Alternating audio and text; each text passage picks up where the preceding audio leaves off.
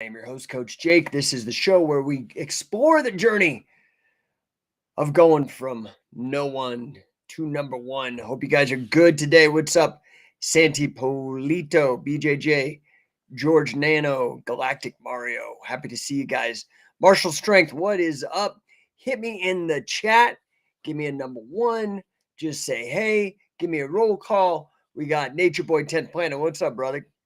George Nano, yes, sir, let's go. Let's do this, man. Hope you guys are doing good. I had a great day yesterday, man. Went to my first Denver Metro Chamber of Commerce meeting. First of all, how many of you guys are business owners? That's the first question I have for you guys. You could be a solopreneur, you could be a business owner, you could be a partner in a business. How many of you guys actually have a business? That's the first question. And for those of you that don't have your own business, how many of you want to have your own business? That I'm just curious to get a read on you guys, because I just go off about all the stuff that I love. Wrestling, business, working out, that kind of stuff, some family things like that. So I'm just curious, man, what is it that do you own a business, or are you a business person, or do you want to open a business someday? Just super curious, because today I want to talk about how entrepreneurs are really the future of the workforce. Okay. So, I'm going to talk about a couple things. One, how to turn your entrepreneurial idea into reality and why you need to really do that. Okay. So, are you tired of just dreaming about your business idea or your product idea or your service idea? Are you set? Are you ready to go? Make it a reality? Okay. Because I want you to buckle up. We're going to really blast through this with some big, broad strokes and the exact steps that you need so you can take your idea and actually turn it into a profitable business. It's never been easier. I don't know what to tell you. And then I'm going to get into the case afterwards, why you really need to do it, even if you aren't doing it. Okay. So let me start by telling you a story. Okay. A couple years ago, I had a great idea for a business, super excited, right? And I thought it was going to be the next big thing. But guess what? It wasn't, because I didn't actually execute. I didn't take action. I just kept dreaming about it, right? And then next thing you know, somebody took my idea and turned it into a successful business. You want to know what that was? I was a kid and I would go to the grocery store. We had a Safeway by my house. And I was a kid in the, hey, what's up, Costa Jesus? What's up, homeboy? Love the podcast, bro. Thanks, dude. Good to see you, Costa. Glad you joined in.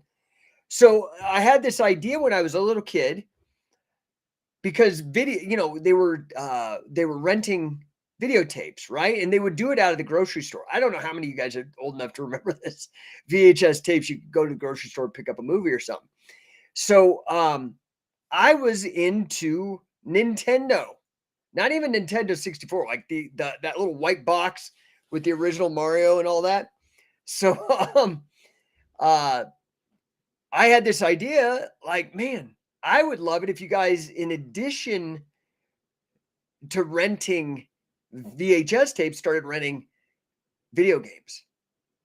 And nobody had thought of this. This was not out in the market. But I was like 12 years old.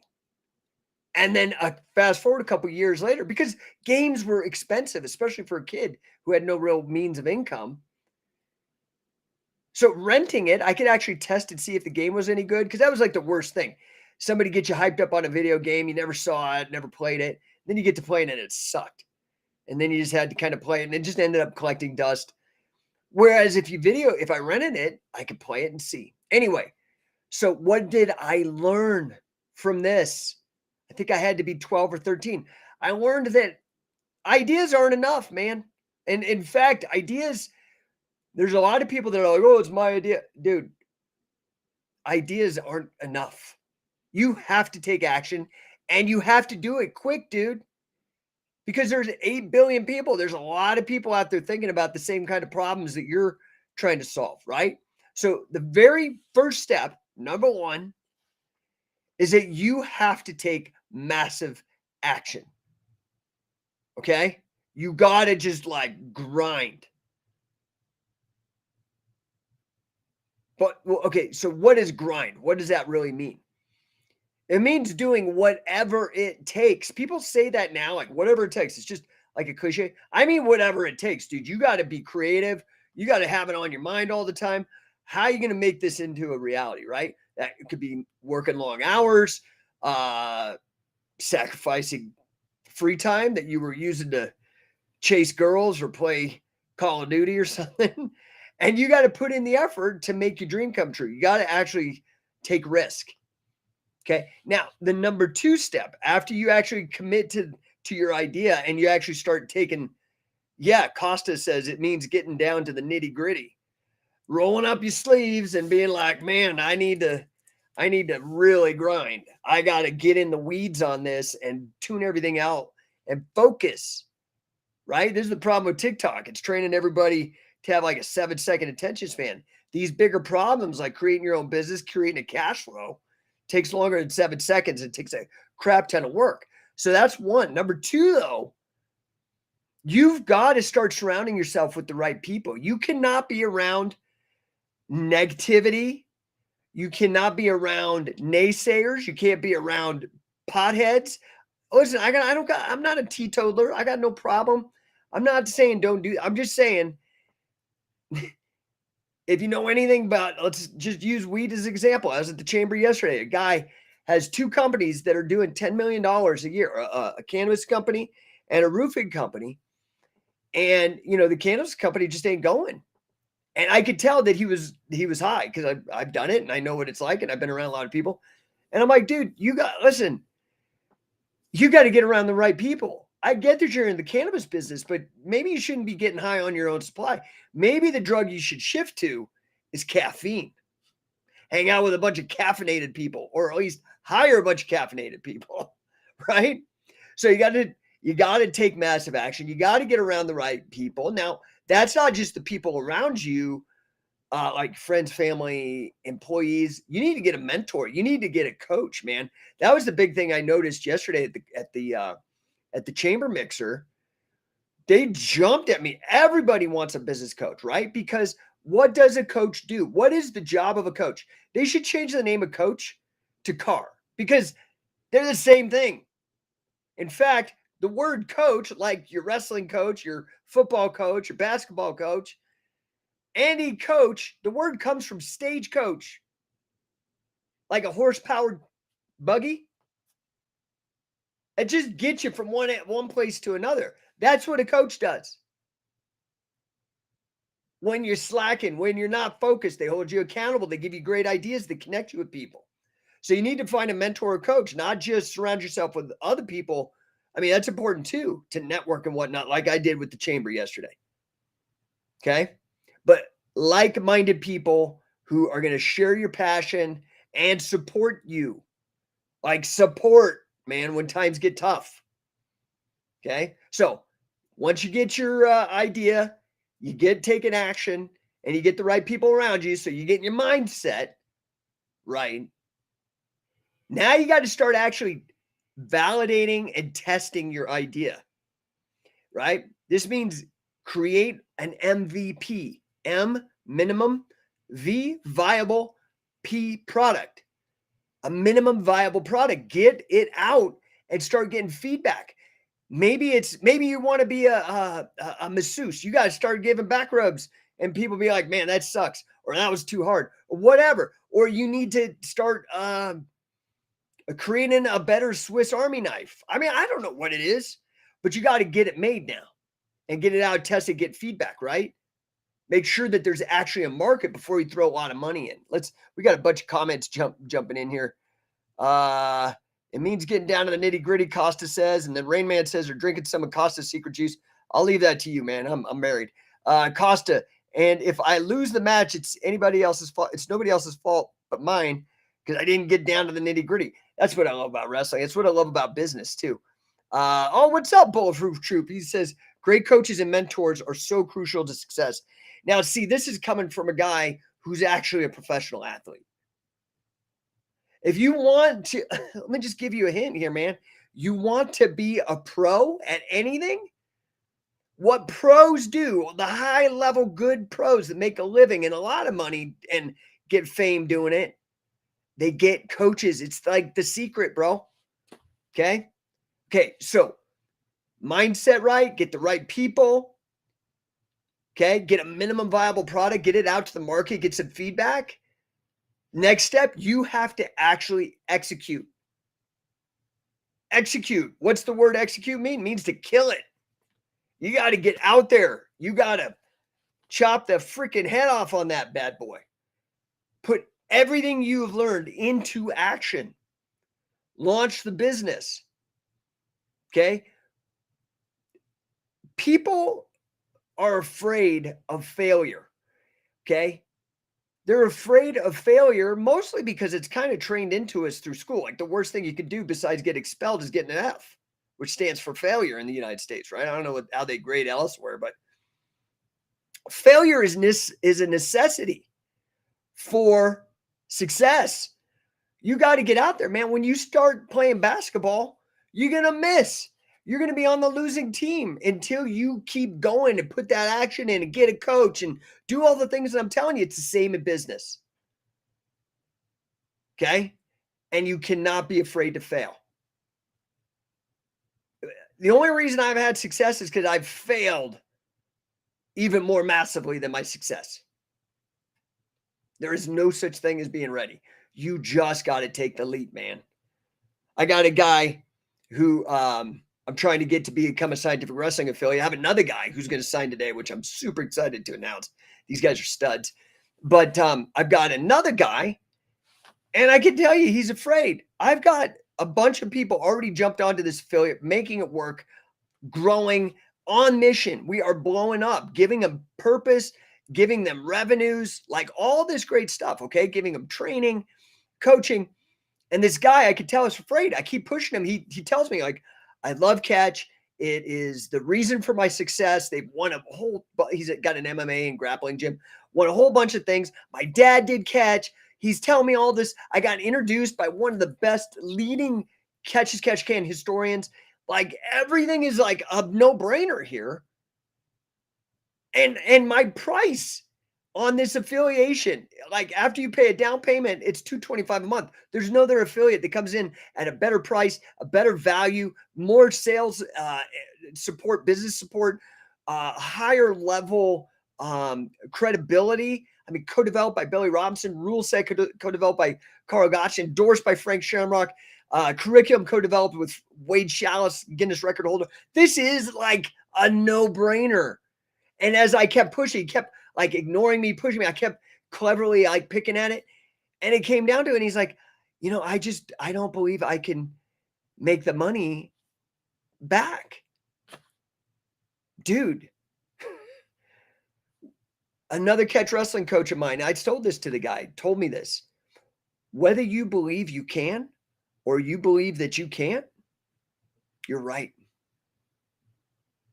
It's all mental, man. You got to jump off the high dive and you got to go. Okay. So in summary, turning an idea into reality and making money from it, it is not easy. That's an easy thing to say, but it's not easy to do. I've done it for 30 years. It's going to take a crap ton of work, dedication, focus, and a willingness to take tons of action, a willingness to fail, a willingness to ask for help. Okay. But you get that mindset, you get the right people, and you push and you don't give up, dude, your dream will become real. Okay. So let's not wait anymore. Let's freaking go. Let's see what people are saying in here. Bulletproof says nothing else matters without execution. Nature Boy 10th Planet says execution number one. Dude, these are facts, man. These are facts. Okay. And Costa is saying, Jesus Costa, you either do it or you don't. Plain and simple. Right? Truth. Now, You guys keep piping in. I love it. I want to get the feedback. I want to see if I can help you. That is my purpose in life. I might help you either making you a better grappler, which will get you in better shape. It'll give you better self-esteem. It is the best. I don't want to call it a man maker anymore because there's so many incredibly talented women grappling and wrestling now, but it is the best path for personal development, man, because it is on you. There's nobody else to blame. You just can see if you need to work harder or not, and it's relative to other people. It's just the greatest thing ever. And the only thing second to that is business. And it's different because it's not just, it is more of a team sport. It is a team sport. But in my view, I take the wrestler's view. You have to put everything on yourself. If you're going to claim credit for the wins, you got to claim credit for why you messed up.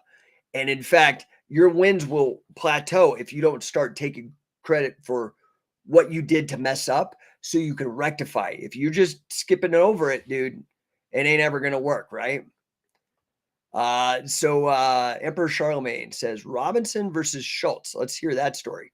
I have no idea what story you're talking about. Great business talk again, by the way. Thank you, sir.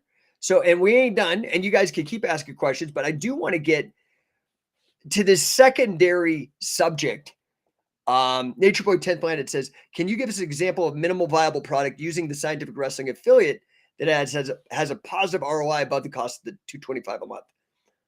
Okay, well, it's not a minimal viable product because it's actually been out there in the market and sold over and over and over again, right? So a minimal viable product would be, let's say that let's say you want to make it instructional. I've done a billion of them, made my own, made ones for Olympic gold medalists and world record holders.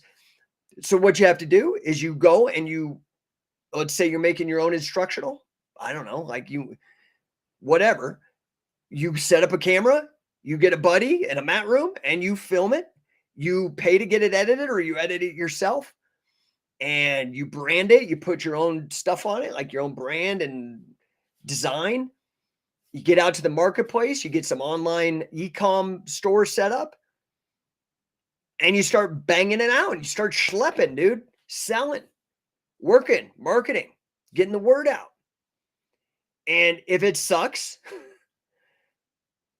you did not invest a whole lot of money. You didn't say, oh, I'm going to take out a loan for $200,000 and buy this editing suite. You just basically sacrificed some time and a little bit of money for some internet services, maybe a couple $100, and found out it doesn't work. But the other side, what if you are the next Eddie Bravo and you've renamed all these moves with stoner names and and Joe Rogan's your best buddy. So you got a great marketing channel and that one little DVD blows up.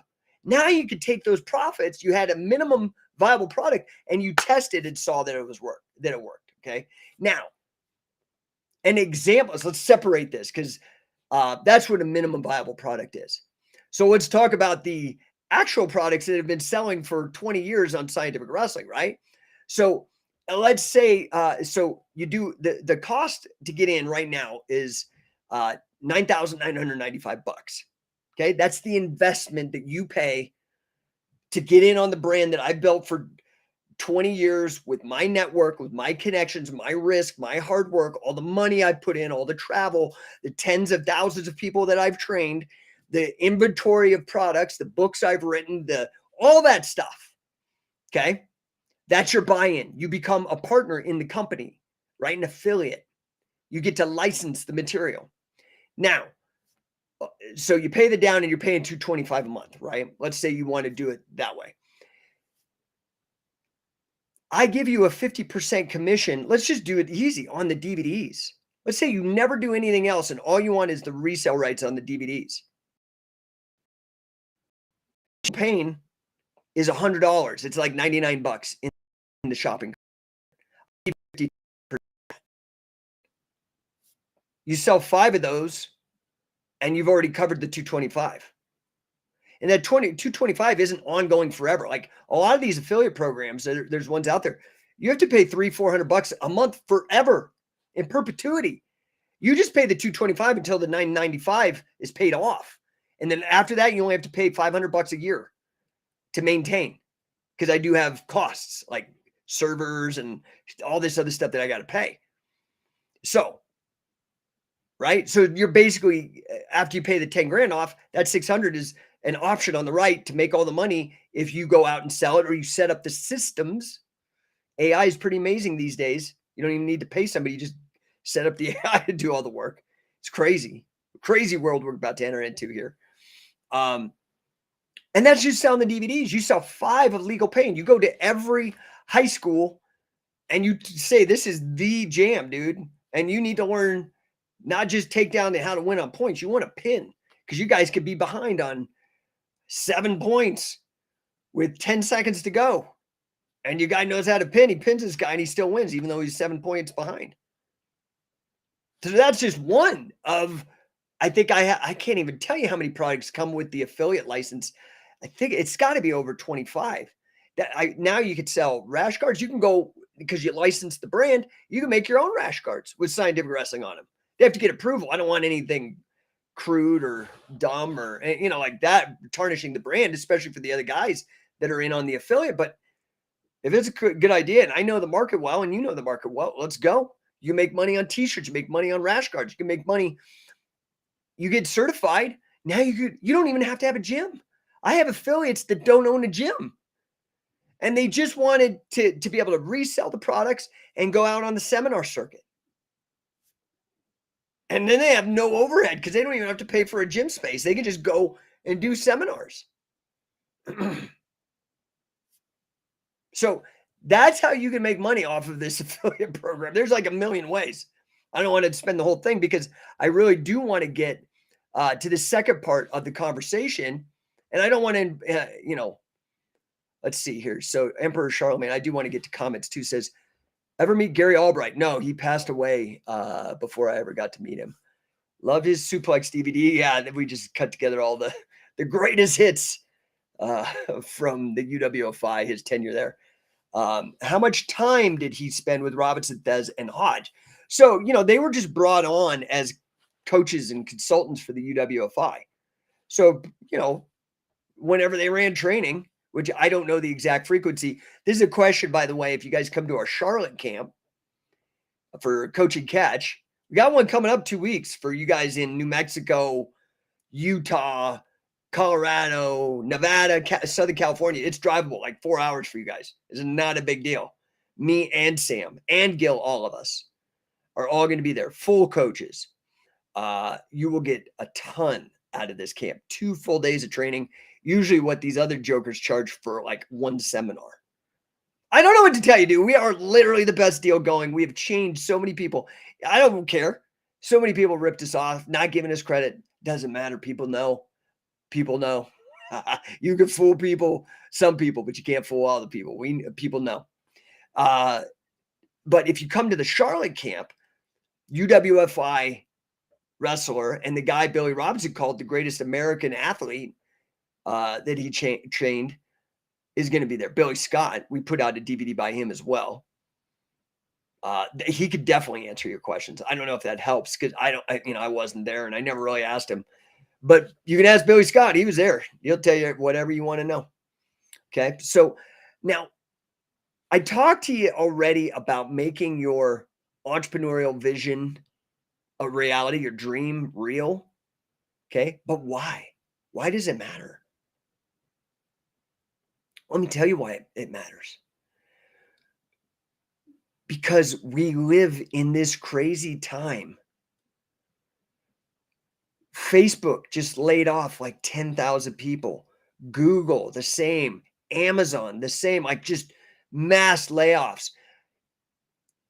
I know that people are struggling. I helped a cat named Ben, a really cool guy. I actually knew him through some of my work as a libertarian years ago.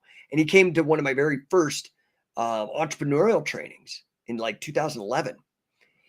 And he was working his ass off, dude. He was like a delivery driver for Amazon or one of these guys. And he has 4 kids, a wife at home that wasn't working, and just grinding and barely making it. And we had to reassess what he was doing.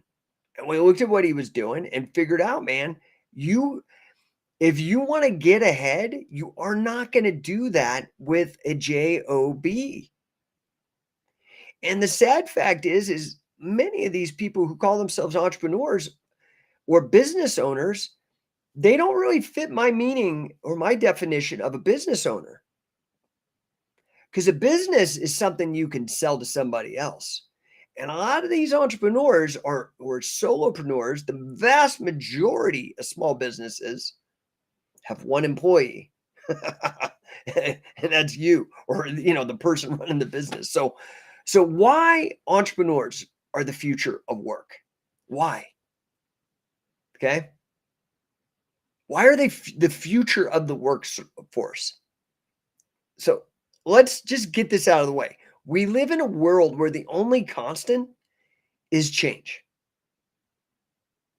Technology is evolving so freaking fast, it is nearly impossible to keep up.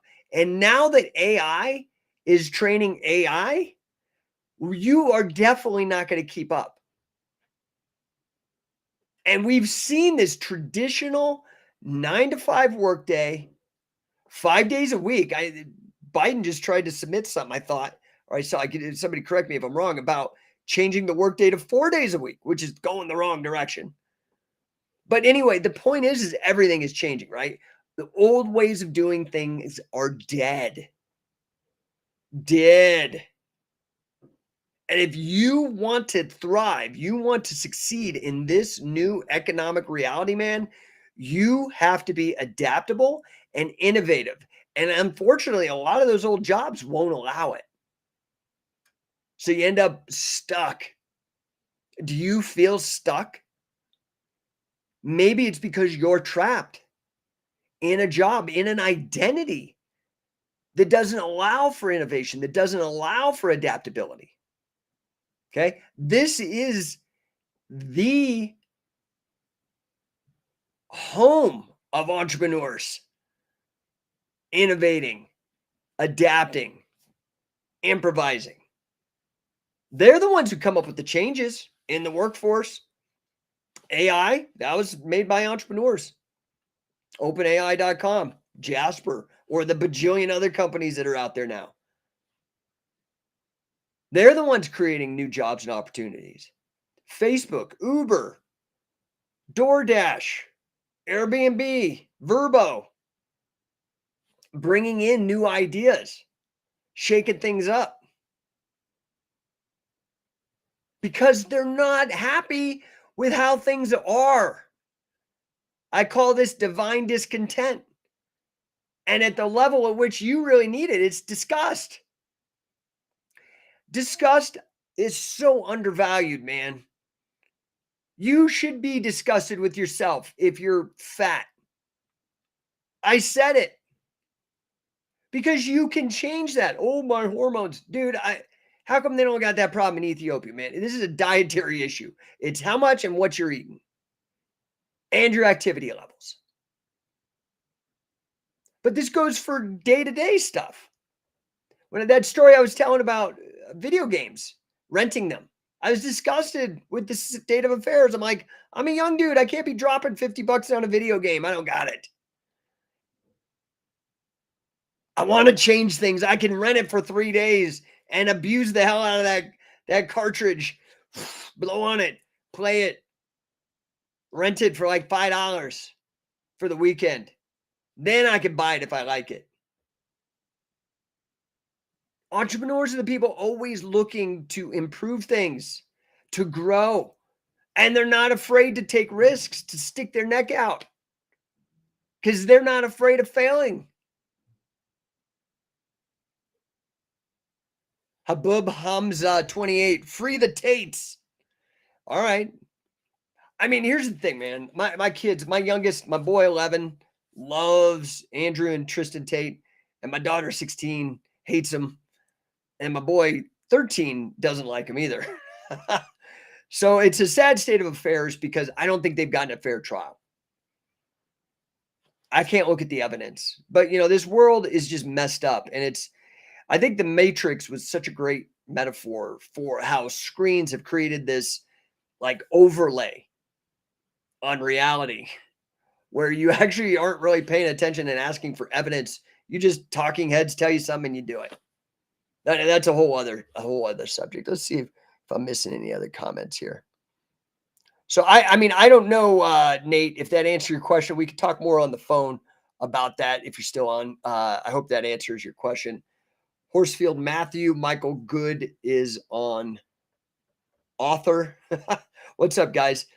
Some of these names I have a hard time with. I apologize. That's totally my fault. But so entrepreneurs are not ever satisfied with the status quo. They're always looking to improve things, fix things, that kind of stuff, right? Not afraid to take risks. And they're not afraid to make sacrifices, right? So this is the kind of thing that gives entrepreneurs, honestly, an unfair advantage to everybody that's just swiping or scrolling or just being lazy. These are the guys that create the jobs of tomorrow. It's just what it is. They're going to drive the change in the world. The entrepreneurs are the ones that shape the future. Okay. And it's not just about creating new jobs. It's creating the way, it's changing the way that we actually work. I did an article. You guys need to get onto my my blog. I've started a new blog on medium.com. If you are interested, I'll send you the link. Just DM me. I did a whole thing on what people in HR are looking for because they're looking at these employee-driven rankings. Like, what do people want when they work? Because now we know there's like a hiring problem. Not only are there tons of layoffs, then there's people who don't want to work.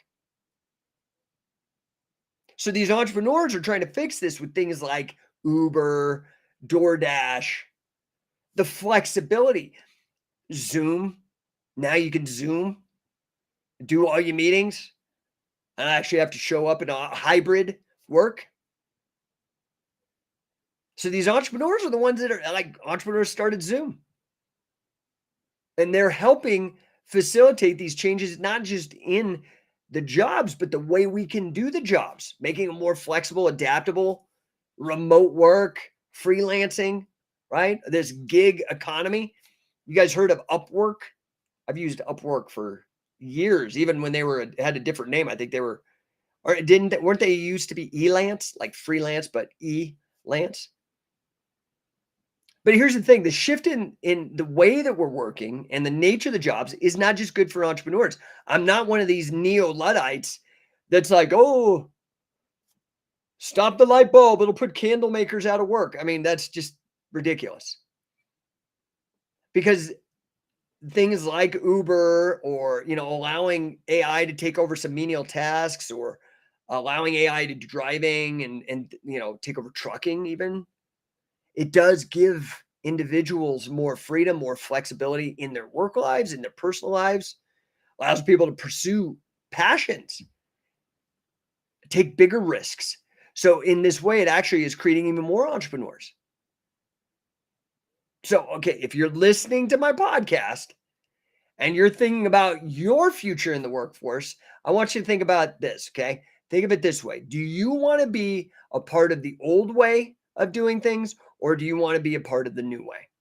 Do you want to be a cog in the machine, or do you want to be the driver behind the wheel? Okay. Choice is yours. You know the choice I've made. I've been an entrepreneur for 30 years, full-time entrepreneur since 2007. So what is that? That's over 50. That's almost 20 years, man. That's like 15, 16 years, whatever. I've done that. I did that back then because the future is now compared to back then. Back then, I even saw that entrepreneurs are the future. Okay. So in summary, the world's going to look way different as it has. It's always changing. It's going to look very different from the workforce of today in the future. And that is because, in my opinion, entrepreneurs are largely the ones driving this change. Sure, dummy politicians and bureaucrats are always messing around trying to hustle people and get their cut, like the mafia, organized crime. No different.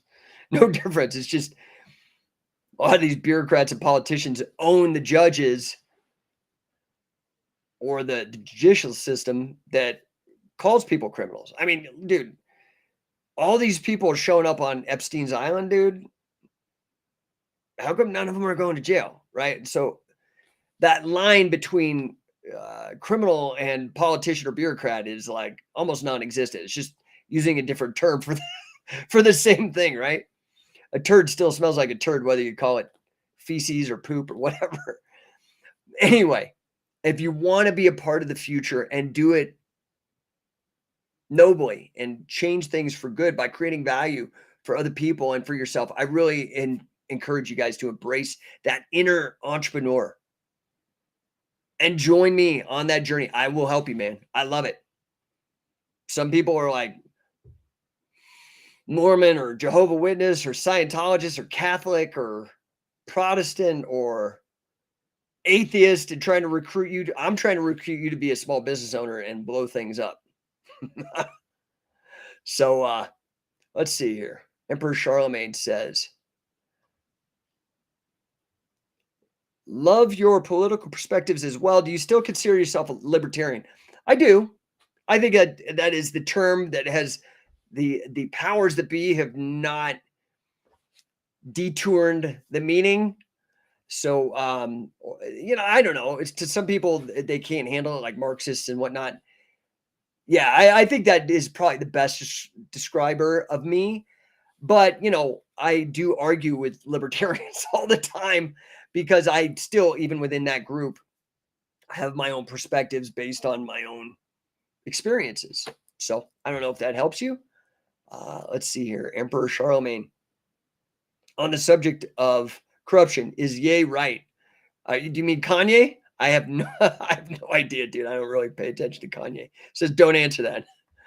Yeah, dude, corruption's rampant. It's rampant. Do you have to participate in the corruption? No.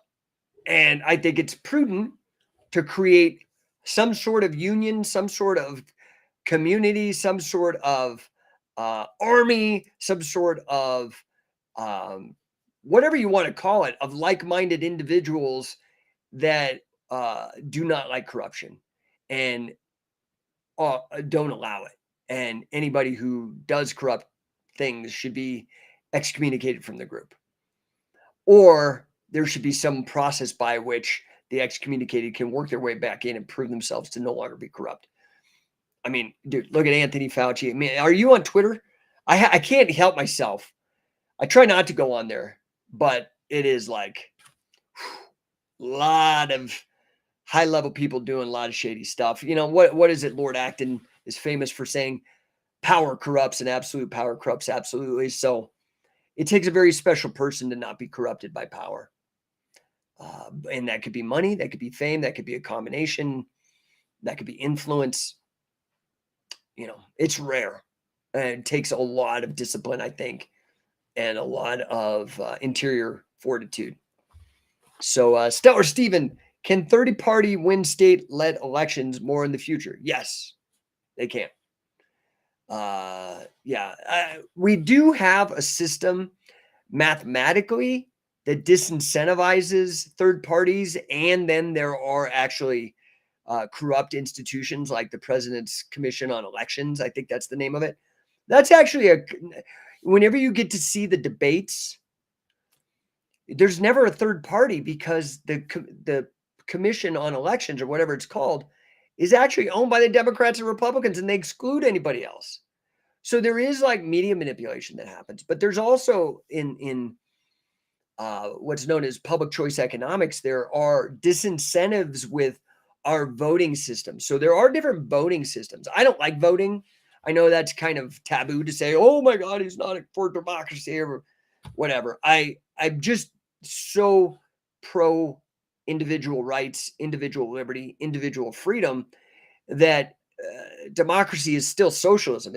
And I just don't see how a popularity contest is the best way to decide anything. I mean, just look at your prom king and queen. Like, no offense to prom kings and queens out there, but like, dude, I wouldn't want them leading nothing. And that's kind of who ends up with the reins of the country, right?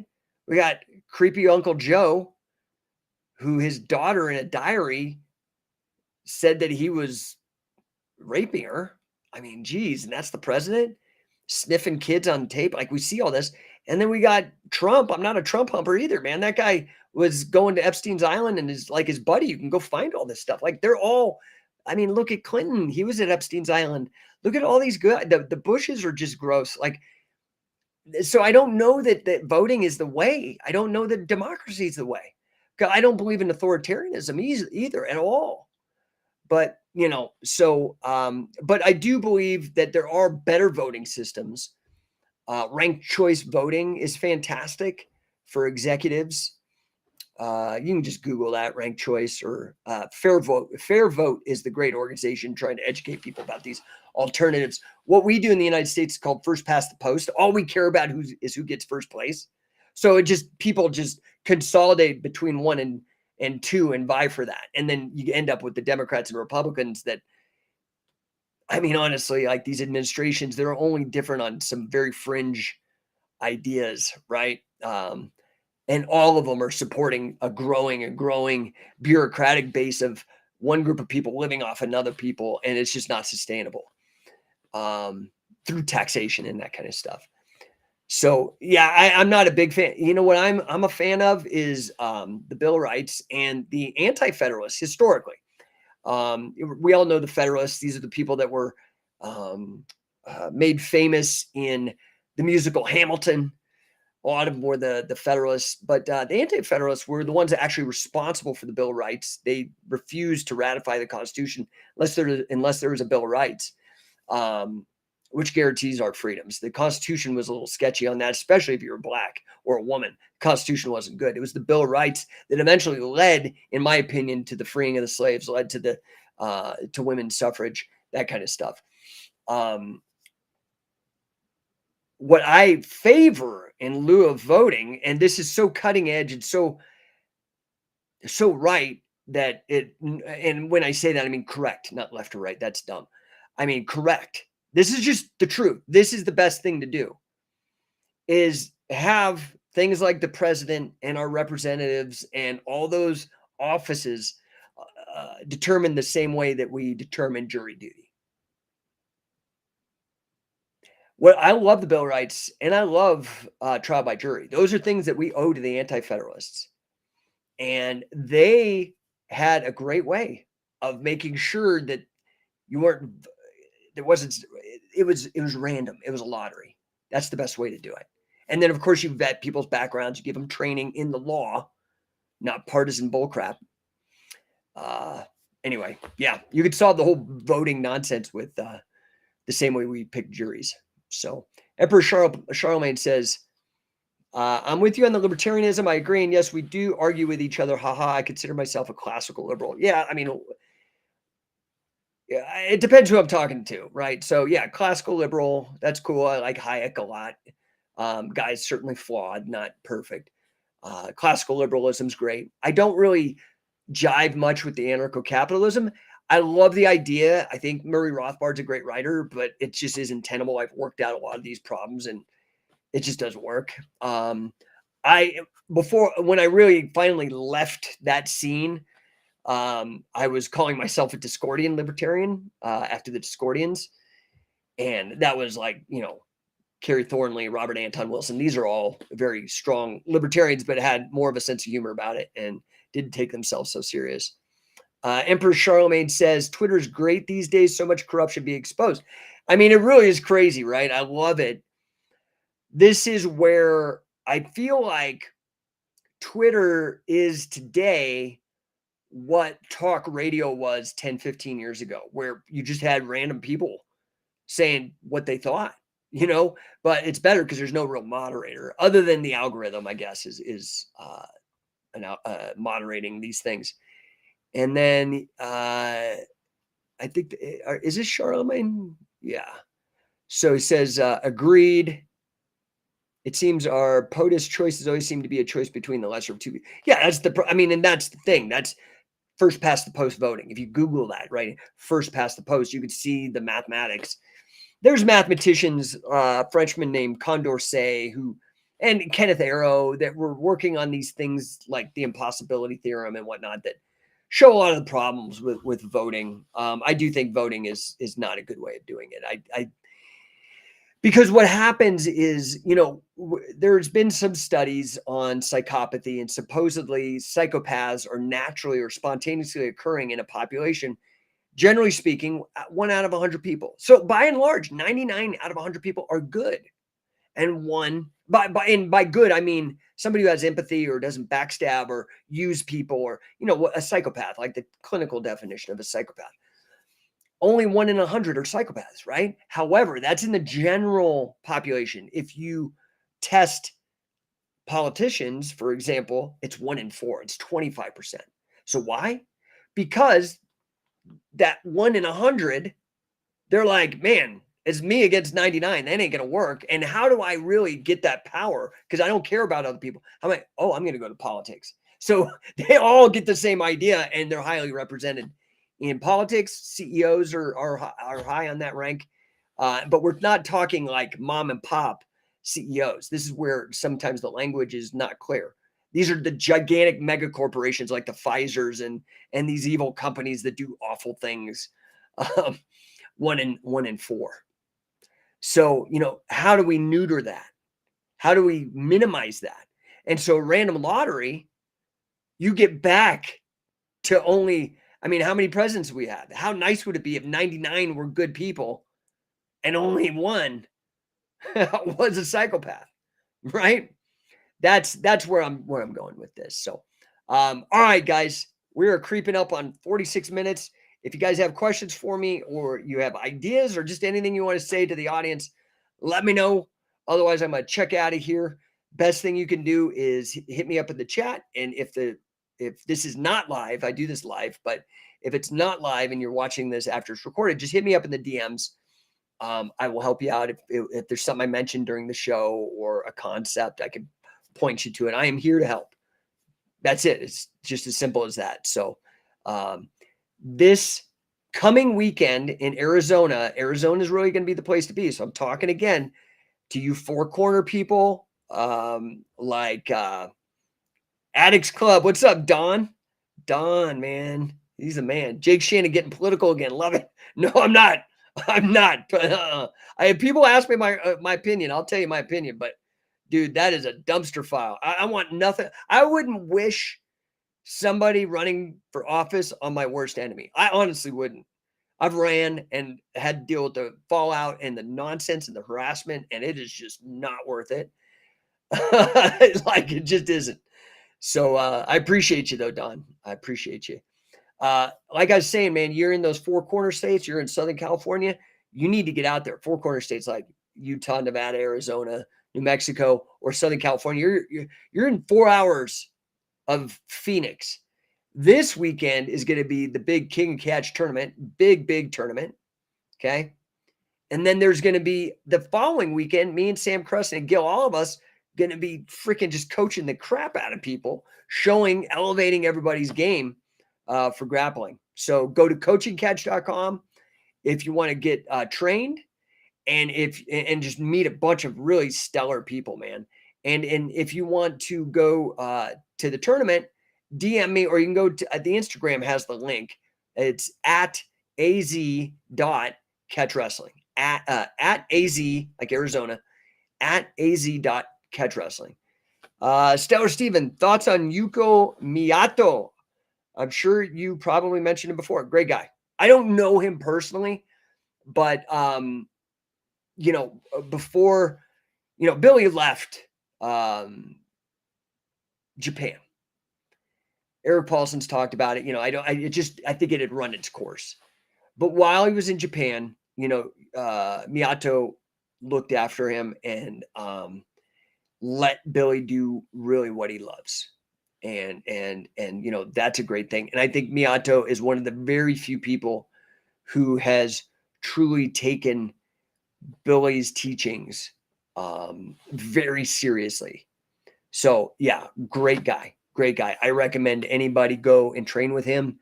Obviously he's in Japan, so like you got to be in the Pacific Rim, but by all means, if you're down there, he's the guy to go study with, in my opinion, in that area. So I don't know if that answers your question.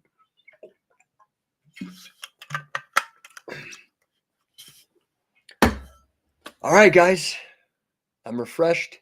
Just had my glass of water, and we're creeping up on 50 minutes of podcasting. So hit me up if I can help you. Show up, dude. Like, this is one of the things that I'm constantly telling you guys. You have to show up. 99.999, like 100% of success starts with showing up. Stop waiting. Stop giving excuses. Go hustle. Donate blood. DoorDash. Like, figure it out if you got to. Okay. Stellar Stevens says, thanks. You're welcome, buddy. Just figure it out. You got to show up. You got to actively participate. You got to be proactive in what you want to happen for yourself, for your dreams. And if you want to be legendary, man, you got to really amp it up. You got to crazy show up. So I'm here to help you, whether it be in business or be in your health, mentally or physically. I think wrestling is one of the greatest things that you can do for that. And I am definitely not alone. There are millions of people who have taken this path in wrestling, and millions and billions that have taken this path in business. So if I can help you in either way, I am here for you. I appreciate your time. Kendo Jedi, do I know Lionel Ianham? No. I don't know who that is. I like the name Lionel. That's cool. I have no idea. Who is that? I have no idea. Guys, I appreciate you. Yeah, that's it. And if you do want to join our mission to improve the lives of every man, woman, and child on planet Earth through scientific wrestling and make money through it, hit me up, dude. Because then you're on my mission. And I am looking for people that are on their grind and understand the greatness of what we are doing. Okay. You want me in your corner? Get on the team. Okay. Appreciate you. You guys can check out Scientific Wrestler for that. Also, if you know somebody who needs help with their business, which is probably everybody right now, given all the craziness in the economy, you can refer them over to No1 Coaching. It's spelled just like the sign, No1coaching.com. There's information, ways to get a hold of me there. And again, DM me or whatever. Thanks, guys. I appreciate you. You have a fantastic day. And